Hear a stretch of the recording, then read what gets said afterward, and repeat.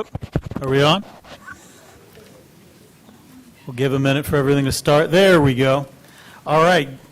Good evening, everyone. Today is Tuesday, August the 5th, 2025. It is 5:30 p.m., and we are calling this regular meeting of the Wake County Board of Education to order.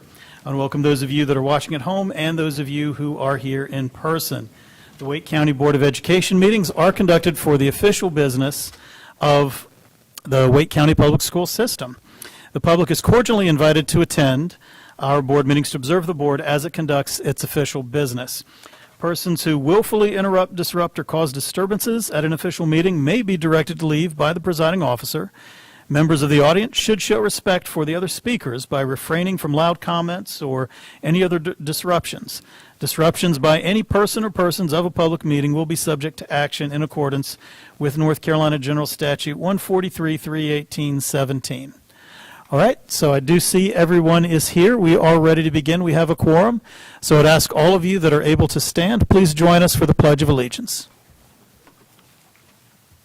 I pledge allegiance to the flag of the United States of America and to the republic for which it stands, one nation, under God, indivisible, with liberty and justice for all.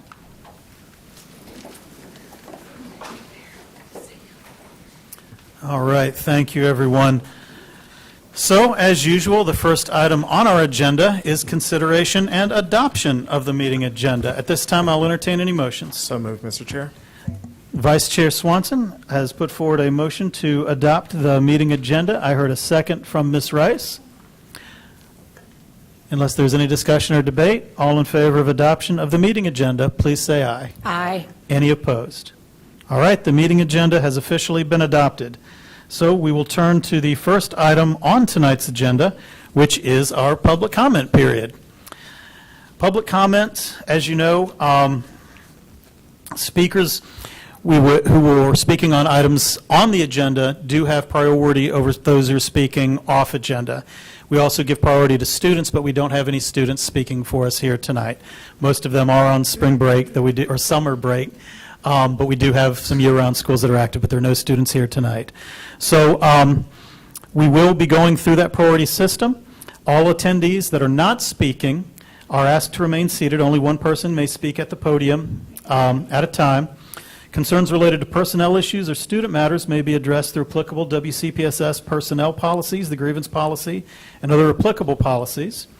In the interest of maintaining civility and decorum, speakers are encouraged to address their comments up here to the board, not to each other's, not to the audience.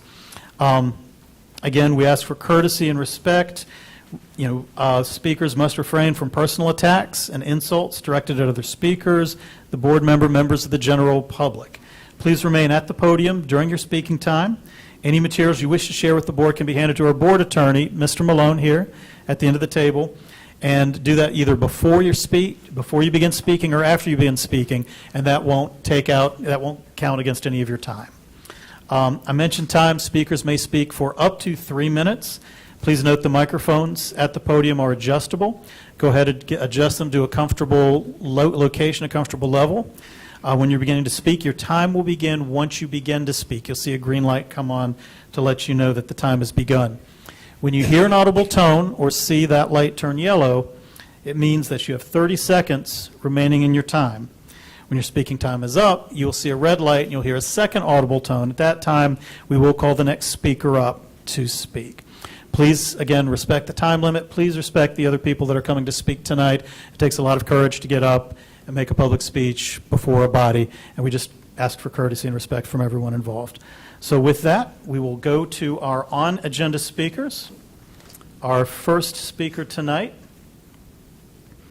will be, Mr. Joseph Deaton, who will be followed by Mr. John Baylog.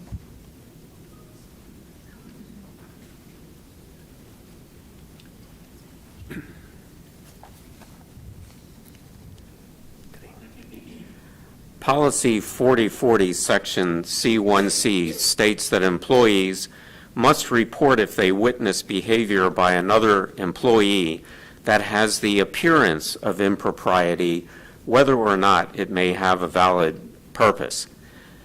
That needs to be much more specific because very often employees do not report boundary crossing or grooming behavior. They worry they don't have proof of abuse.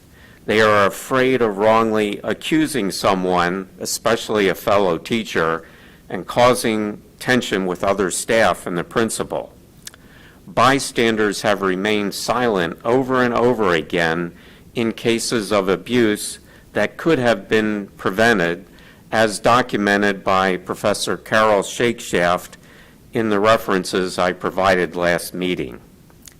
Not only do employees not need proof before reporting suspect behavior, they should not attempt to get proof of abuse because that could mess up a law enforcement investigation. Special expertise is required to interview child or adolescent victims. This needs to be noted in 4040 and 4240. Boundary crossing is not necessarily criminal and may be completely innocent, but it can lead to criminal abuse. This is the stage at which intervention can prevent abuse from happening. Intervention can range from a simple reminder of appropriate behavior followed by increased supervision up to termination for serious violation of policy, whether or not it is criminal.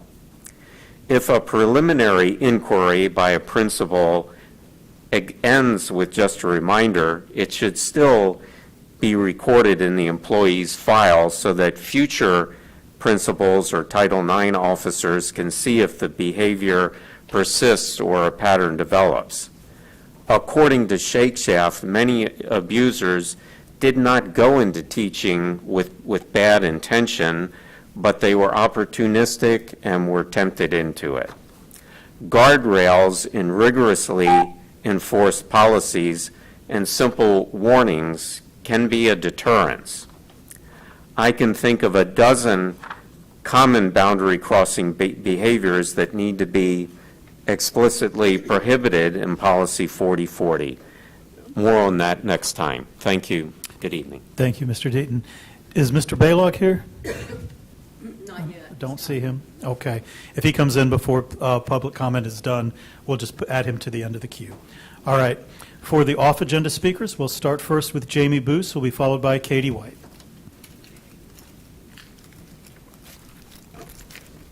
I'm here before you as a parent, PTA member, and teacher at Pleasant Union Elementary to advocate against the proposed calendar change that you heard earlier this afternoon. In 2014, my family moved to Wake County, and I began working at PUE specifically because of the year-round schedule. Now that I have children, they attend and will attend PUE because our school is excellent and my family is not unique. The community and culture that we've spent decades cultivating is unlike any other that I've been a part of. When staff retire from our building, it's due to years of service or family relocation. Our reputation surpasses us as people and shows up in our school ratings and our test scores. We have and have had teachers, administrators, and staff that drive over an hour and across multiple other school districts to arrive at PUE each morning because we are a gem within Wake County Public Schools. I've seen in other schools that made the transition from year-round to traditional, this is going to fundamentally change our school culture. Staff and families will leave, not by choice, but because many of our staff members will lose months of pay, and our entire staff will experience pay schedule changes, making immediate and long-term financial impacts and possibly affecting upcoming retirements. For staff, staying will not make sense financially, and relocating schools not affected by this recommendation will be a burden and a hardship that may drive more teachers away from our profession. Families who rely on the flexibility of our schedule and the dedication of our incredible staff will leave for more stable schools, possibly leaving our district altogether, as our PUE demographic will more than likely choose private or charter schools over calendar alignment. We do not want this change. The recommended calendar change was presented as a way to save financially for our school district. Losing highly qualified staff and multiple families is not the solution. One possible suggestion is to consider schools with a lower enrollment than PUE. According to the WRAL article published this morning, both Heritage Elementary and Heritage Middle are sitting at around 70% enrollment. This is over 10% less than enrolled at PUE and North Forest Pines, affecting far less folks in the proposed plan. Another solution with financial gains would be to choose a single track 4 calendar for the PUE family.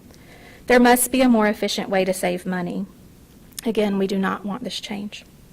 Finally, Dr. Inger, families and a lot of our staff members live and vote within District 3. Please hear our voices and support your constituents as we ask you to allow us the option and the choice of a year-round calendar. Please vote in favor of keeping a year-round calendar and oppose the recommendation of changing our school to traditional in the 27-28 school year. Please encourage your colleagues to do the same and stand for us. Represent us, our families, our students, and our teachers and staff. Thank you. Thank you. Our next speaker will be Katie White, who will be followed by Becky Lou Hobbs.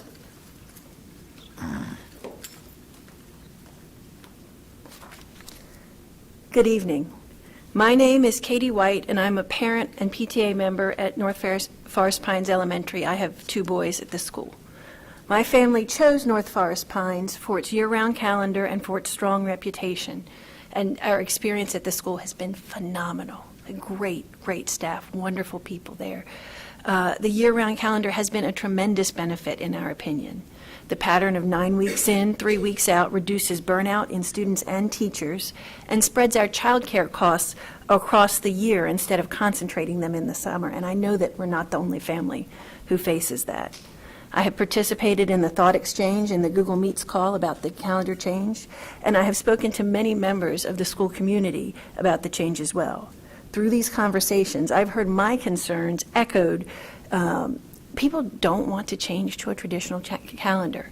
We specifically applied for a calendar transfer to be able to go to year-round school, and it has been a blessing for our family.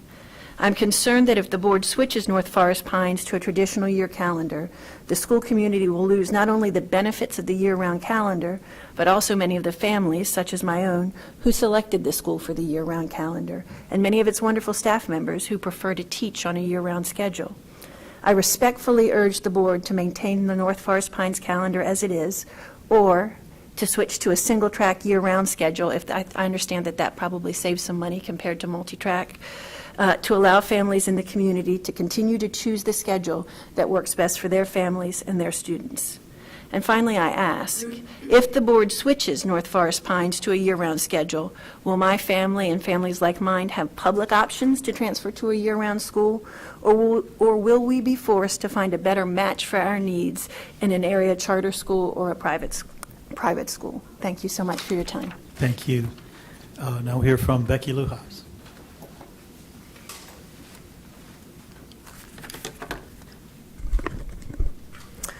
Hi, I'm Becky Lou Hobbs, and I've had children in Wake County schools since 2012. On July 29th, the North Carolina legislature voted to override the governor's veto of HB 805, choosing to protect the rights and safety of women and children. This bill codifies President Trump's executive order from earlier this year. It's astonishing that we need legislation like this, but for years, several members of this board have made decisions that put children at risk and have ignored biological reality. As you should be aware, HB 805 directly affects Wake County schools. First, under HB 805, North Carolina law now clearly recognizes 2 sexes, male and female. Sex and gender are not interchangeable terms. Yet when reviewing Wake County policies, many use gender as a substitute for sex. This is neither legally accurate nor biologically sound. So I ask, what are you doing to bring the policies into compliance with the new law? Second, library books now not only applies to materials in school libraries, but all print and non-print resources in classrooms. The law requires that all library books must be listed in an online catalog, clearly accessible from the homepage of each school's website. It also gives parents the rights to identify library books their child may not borrow. Currently, none of the Wake County schools have a link in their online catalog on their homepage. So, when will the online catalog links be added to each school's homepage? What is the plan for ensuring classroom library books are included in the catalog, because they're not now? How are classroom materials being identified within this catalog system? and what process is in place to honor a parent's request to restrict their child from checking out certain library books. And third, HB 805 requires that schools provide advance notice to parents on any specific classroom discussion, activity, or assigned reading. It guarantees that students must be excused from these if a parent objects on a religious grounds. Yet while current policy allows for objections, it fails in a couple ways. It does not require that a parent receives advance notice about these materials in the first place, but it gives the district 10 to 30 days to respond when a complaint happens. So this policy does not comply with HB 805. So when will this be corrected, and what steps are being taken to bring it into compliance immediately? So Wake County schools must comply with the law, not ignore it. HB 805 is not optional. It's binding, effective, and enforceable. Parents expect transparency, accountability, and respect for biological reality and religious freedom. I urge the board to take action to revise policies and update systems immediately and comply with the North Carolina law. Thank you. Thank you. And that will conclude our public comment period. The next item on our meeting agenda tonight is consideration and adoption of items on the consent agenda. Is there a motion at this time? Mr. Chair, I move the adoption of the consent agenda. We have a motion from Vice Chair Swanson, a second from Ms. Rice. All in favor of adoption of the items on the consent agenda, please say aye. Aye. Any opposed? All right, the motion passes, and those items will be adopted. At this point, we have concluded our meeting agenda. We have only information items, comments from our superintendent, Dr. Robert Taylor, and then comments from the board. Dr. Taylor?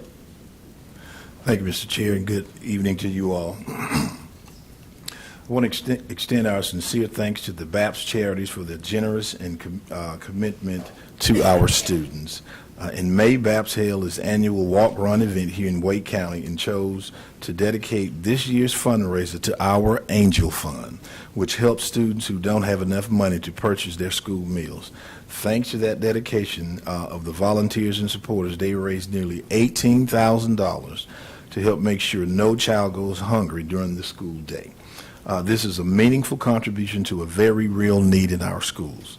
We're also grateful to the many parents and community members who continue to ask, how can they help?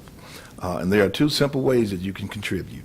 Donate leftover funds from a student meal account or make a one-time or recurring donation. So you can visit wcpss.net/angelfund to learn more about how you can support students in need. Every gift, large or small, helps ensure our students are well fed and ready to learn. So we're truly thankful for this latest example of the generous support we receive from our community. And I'd also like to say congratulations to Shannon Lowry, an 8th grade English and Social Studies educator at Wake Young Women's Leadership Academy, for receiving the Fulbright Teacher Exchange Award for the 25-26 cycle from the U.S. Department of State and the Fulbright Foreign Scholarship Board. This honor, awarded by the U.S. Department of State and the Fulbright Scholarship Board, recognizes her commitment to global education and cultural exchange. She joins a distinguished cohort of approximately 400 U.S. educators and administrators who will engage in meaningful international collaboration through the Fulbright Teacher Exchange. On top of this honor, it is also worth noting that Ms. Lowry had 100% proficiency with her students on this year's 8th grade reading EOGs. I'm going to say that again. Mrs. Lowry's students had 100% proficiency. I think that is outstanding. It is clear that she is truly a remarkable educator. Congratulations, Mrs. Lowry, on this exceptional honor. That's Miss Lowry. I think I married her in my comments, not Mrs. Lastly, I'm excited to share that we've launched a new monthly newsletter called Community Connections, designed to keep our community informed, engaged, and connected to the work happenings across our district. Some of you may have received information about this new endeavor last week. So whether you're a nonprofit partner, faith-based leader, elected official, or simply someone who cares deeply about public education, this newsletter is for you. Each issue includes highlights of key district priorities, such as early childhood readiness, social emotional learning, and workforce development. It also features partnership opportunities, school success stories, and upcoming community events. This is our way of opening the door a little wider to share what's happening in our schools and how our systems support learning for every student. We know people are busy, and there are many demands for your time and attention, but we hope folks will take a moment to subscribe, stay informed, and stay engaged. When our community understands how public education works, they're better equipped to support us in the essential work of making sure every child in Wake County has the chance to reach their full potential. And I'll say this again, that it is about making sure that our public fully understands how public education works, because we recognize that's still not clear to a lot of our constituents. So we're going to work on that. So you can sign up at wcpss.net/connections. And Mr. Chair, I'll end my comments there. All right, thank you, Superintendent Taylor. We'll go around the table. We'll start with Ms. Evans.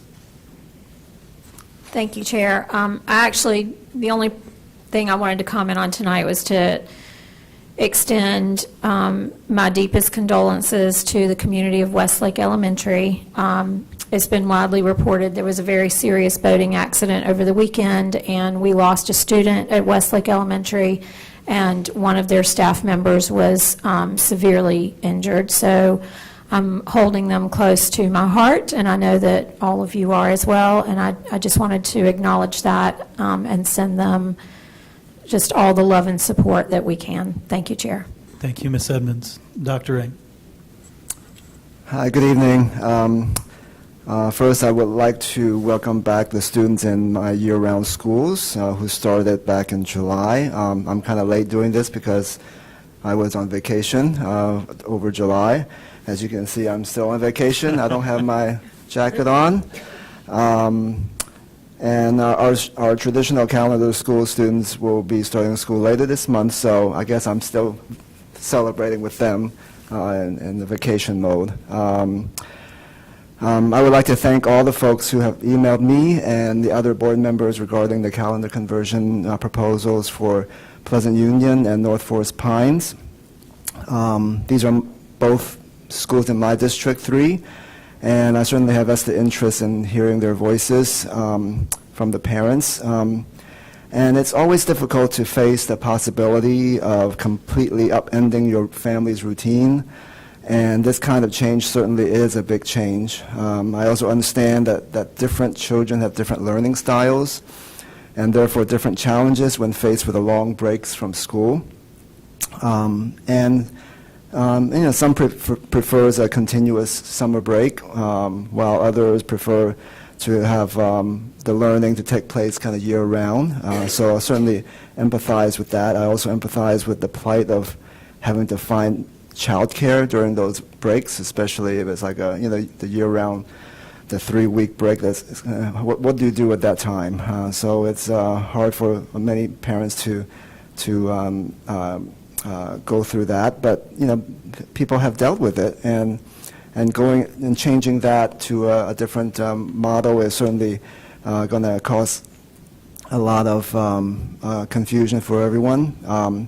And I also understand, logistically, challenging what the schools have to face, also financially, what the schools, what our system is facing. So I get all that, and I don't take my role in making that decision lightly. We had a work session today and heard a lot about it. And I am, in strong support for keeping some kind of format for year-round calendar. And having a single-track year-round is a viable compromise. But of course, I'm only one person on the board, so we will have to have a decision in September 2nd, and I'm a big supporter of year-round schools. I think we have another school in our system in District 3, Brassfield, that I am going to strongly advocate to keep that multi-track year-round as long as we can, because, you know, it is a viable option for many parents, many families, and so that's what I will be advocating for. So thank you very much. Thank you, Dr. Ng. Mr. Hershey. Thank you. Thank you for coming. And I see you too. Thank you for being here. It means a lot when you all reach out to us, and we do. I'm just going to speak for me. I pay attention. I am in agreement with Dr. Ng on, and I thank you for being open to a compromise and talking about the track 4 option. I think that really shows your commitment to the work you do in the school system and your families, and having an understanding of what, you know, we have to do as board members. So I really appreciate that, and I hope you hang out for. I'll try to be fast, and we'll get done. And if you hang out for a little bit, I'd love to come out and just chat with you all for a little bit. But thank you. Okay, so my other comments. I want to welcome back our modified calendar schools and our Leadership Academy students who begin tomorrow, and they start their partnership with Shaw University for the first year, which is very exciting. I'm going to do something a little different, but you guys know me, so I can do that. I want to welcome back some of the charter school students and the private school students who will be starting in the next week and a half. I'd love to be welcoming back our traditional calendar students on a calendar of our choosing. It's really odd that that these charter schools, you know, they get public money, of course, and now the private schools get public money, and they're able to operate on whatever calendar they choose, and yet public schools, Wake County public school system is not just like the other public school systems. It's really, really bizarre to me. I do want to thank the North Carolina General Assembly House that has consistently been advocating and passing calendar flexibility for us. I hope someday our state gets there. That would be a very welcome change for public schools. I want to give a shout out to our students and our Director of Art Education, Jeremy Tucker, for their performance in Hadestown Teen Edition. It's playing actually, or they have 3 more shows at Raleigh Little Theater. It was amazing. The students were incredible in their performance. They have a show Friday and Saturday at 8 p.m. I think it's like $10 for a ticket, and they have a matinee on Sunday at 3, I think. I really encourage you to get out there and support them. It's just another, I always like to point out, because, you know, people like to take shot at our students, so I like to uplift our students and just point out that we have some really amazing students throughout. Lastly, I hope I have it here real quick. I probably don't have it out. Oh, we had a wonderful presentation from Chief Luton on the upcoming 50th anniversary of the merger of our school system. And I just found it so interesting that 50 years ago, in early 1975, the school systems, about $1 million was withheld from the Office of Civil Rights because we had not integrated. And 50 years later, we have had money cut from grants because we talk about diversity and inclusion. And so I just want people to sit on that and you know, is that the direction we really want to go in over the 50 years? Feels like we're going a little backwards, but we'll work through it because we are Wake County Public Schools and we are an excellent public school system. And again, thank you all for being here. I look forward to chatting with you in a little bit. Thank you, Thank you, Mr. Hershey. Ms. Gordon. Good evening. It always seems so blue. I first want to start my comments off by welcoming our modified calendar and our year-round students back to a new school year. It always, I think I posted today about it always makes me miss the classroom when I see all of the back-to-school stuff. So I want to start my comments off with that. This morning I had an opportunity to spend some time with the Tools for School initiative led by Wake Ed Partnership, and just as a little, information, Over $916 each year in Wake County Public Schools alone. That is the amount of money that teachers are spending to make their classrooms welcoming spaces for our students. Over $1,600 each year is spent by educators in North Carolina on the same thing. So it was a really fun event this morning, and I got to hang out with some beginning teachers. Today was the beginning teacher day.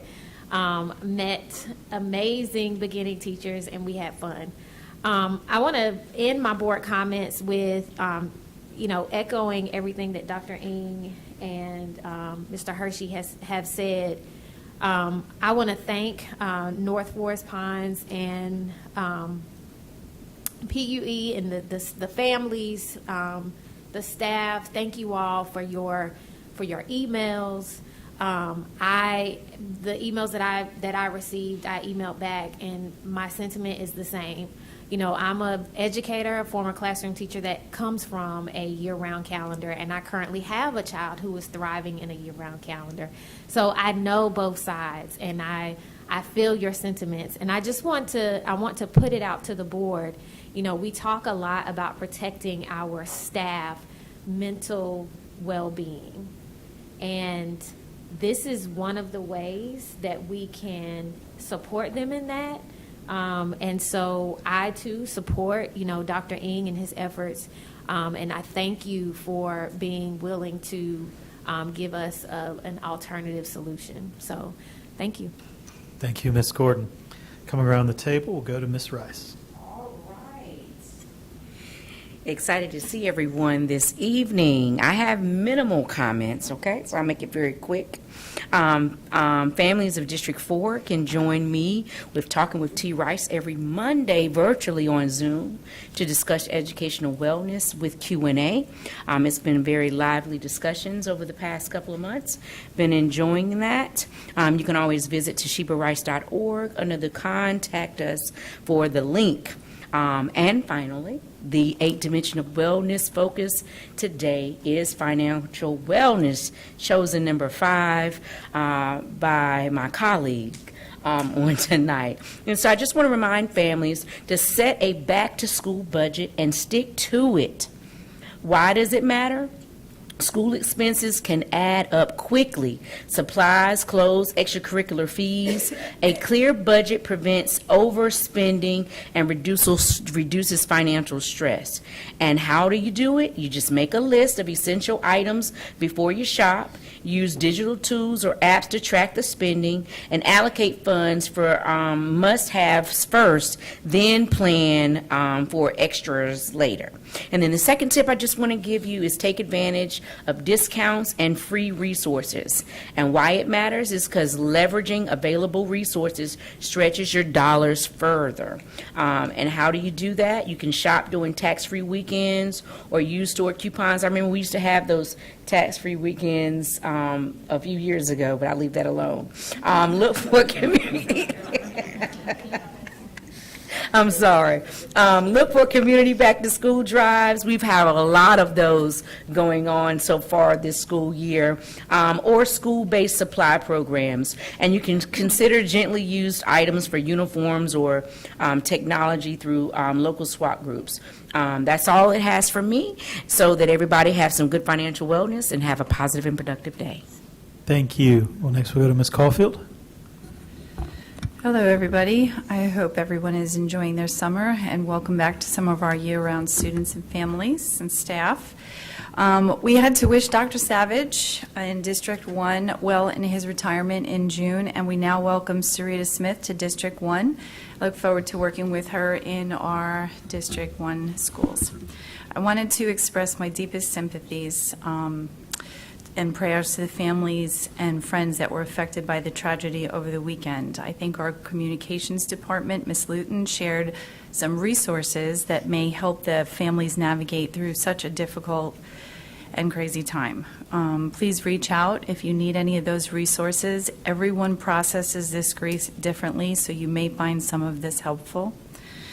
That is everybody, as far as processing, that's the students, the families, and the staff as well. One thing that this newly arranged agenda, how we go through it, we do the public comment first. It actually helps us kind of listen, so sometimes we might be able to address some of the things that are said more directly and more immediate. So I did want to thank all the families who came out today and who sent the emails and participated in the engagement sessions. I want you to know that we really value your input. We're listening to you. We are families that have children as well, so we really do understand the impact that it has not only to our teachers and staff, but also to our families. I hear you as a family member myself. I experienced firsthand the benefits of year-round and what that meant to my family, so I do hear you and understand.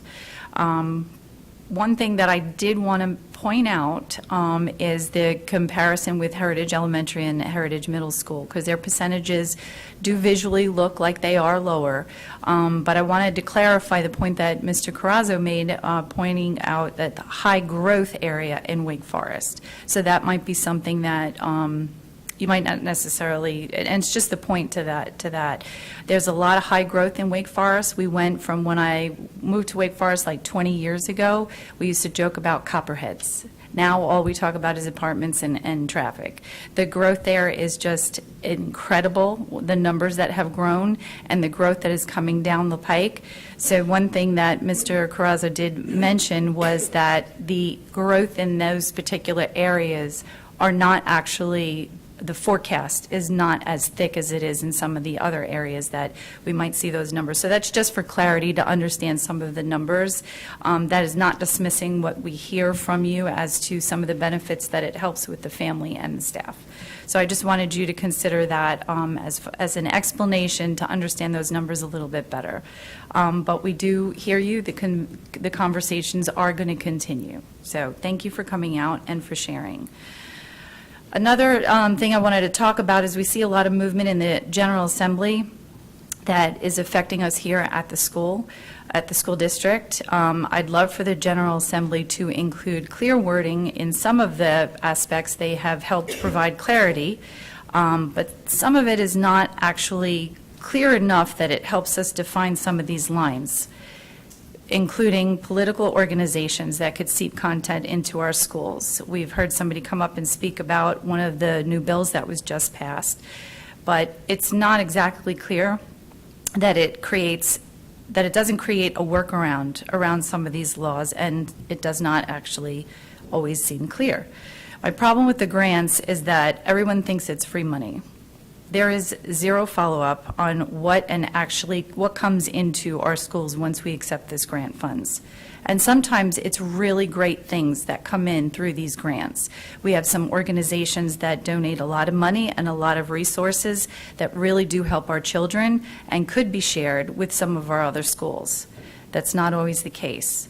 The underlying problem is what is coming before our children and our families. For example, and I've brought this one up before, sometimes it is reclassified instead of curriculum as a classroom activity. So I wish that was actually written into the General Assembly statutes that they would like us to follow, and also into our policies, because the classroom activity versus curriculum could look very different.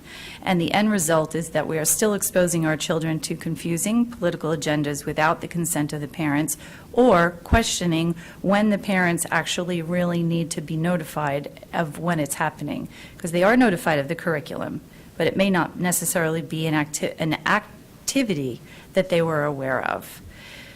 So for me, taking funds from organizations that promote political biases and activism is not what we send our children for, and that is why I said no to the consent items. And that is all I have for today. All right, thank you, Ms. Caulfield. Ms. Mahaffey. Thank you, Chair Haggerty, and thank you to our teachers and year-round parents who came here on a school night. A belated welcome to our year-round schools and our modified schools. For our Pleasant Plains Cardinals and our Rex Road Royals, who are new in District 8.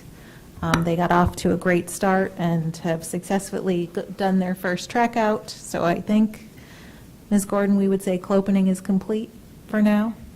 For now. Beginning of the school year always brings up to me memories of parents sitting in the school that I taught at, anxiously awaiting to hear from our principal and administration on the expectations for the year, whether they were new coming into kindergarten or a different grade level. And as I had purchased school supplies and two of my kids are switching to new levels of, the baby's going to middle school. The baby's going to middle school.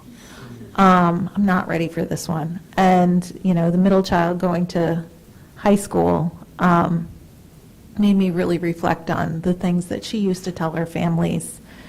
And so as I've been using them as my own mantra as a parent, I thought I would share them out. School is a safe place for students to fail and learn from failure. Don't lie for your child. We won't believe every story from home if you won't believe every story you hear from school. And school is a partnership between parents and our teachers. And that last part is so true. And I think many times we lose sight of that. And so I hope as we go into that school year, just as these things have re-resonated with me, they resonate with our parents and our staff as we move into this new school year. And soon walk into the 50th anniversary of this district. So thank you. Thank you, Ms. Mahaffey. Vice Chair Swanson. Thank you, Chair Haggerty, and I also want to thank the families that are here today for your advocacy, and thank you for your advocacy. And I, too, join you, Dr. Ng, in your advocacy as well in supporting some form of a year-round and following your lead and your judgment with this. So thank you, Dr. Ng. I had the opportunity to participate with the North Carolina Child Youth Advisory Council with our former Dean of the Board, Representative Monica Johnson-Hostler, and I served on a policy review panel with some students who took an issue that we're all discussing about mental health, and they were tasked with creating and implementing a statewide policy. And so I thought it was very important for those young voices, those high school students that are taking an issue and finding ways to challenge, to meet the moment and bring some solutions to this challenge. And so it was very, the students were 12 students from across the state bringing their perspective, and their goal was to pilot this within 3 schools throughout the state, looking at other schools that have faced this challenge. And so I really want to just give voice to that, because when we allow our students to lead, they are the ones that are able to help come up with some great solutions in partnership, like Ms. Mahaffey has just referenced. So just want to give a kudos to those students for their work. And there was a couple of Wake County students that were a part of this council. And so I want to thank the NC Child organization for really centering those young voices, and to their Director of Community Engagement that brought us all together, Kelvin Stallings. The keynote speakers that were there were also Wake County District Judge Kevin Boxberger. We had Representative Sarah Crawford, Representative Phil Rubin also gave some keynotes to them about how advocacy and why advocacy is so important. So you all that are here tonight are also standing in that gap, and not just advocating for yourself, but for other students and families as well. And so I just want to thank you for that. And I also wanted to just bring to awareness and thank Ms. Nancy Haywood, who is organizing yet again another community cleanup at Cary High School this Saturday from 8 until 12. So if you have something to do and you want to get out there and help beautify the school, join me and some others. You don't have to have any experience. Wear your not so Sunday best clothes and help beautify our community, because our school community plays a key role in our they're a part of our communities. And it was another piece I was going to lift up, but I am going to charge it to my head and not my heart. And I want to say, Dr. Ng, you talked about not having ties. I think you and the chair and I might want to be careful before we end up on WRL's segment about the tie scandals of not wearing ties. So I'm looking at Ms. So we may be on that segment about that, but I just thought, we're still enjoying the summer break and whatnot. So welcome back to all of our families, and look forward to engaging with everyone. Thank you, Vice Chair Swanson. And the sad thing is, I actually brought a tie and then forgot to put it on today, so been one of those days.